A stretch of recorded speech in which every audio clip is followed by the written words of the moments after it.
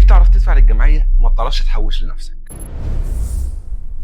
احنا بنلتزم بالجمعيه عشان بنبقى خايفين من الفضيحه الاجتماعيه قدام الناس اللي نعرفهم اكتر من اي حاجه تانية، وده في علم الاقتصاد السلوكي اسمه كوميتمنت ديفايس او اداه الالتزام. انت هنا بتبقى مأجر ناس عشان تراقبك، ولو ما دفعتش هيفضحوك. بس الصدمه ان الجمعيه في اغلب الحالات هي مشروع خسران. لو قبضت الجمعيه في الاخر فانت قيمه الفلوس اللي هتاخدها هتبقى اقل من اول شهر، لان الاسعار دايما بتزيد، والفلوس دي تعتبر فلوس ميته، لا هي بتجيب لك فوائد مثلا ولا هي في اصل سعره بيزيد مع الوقت.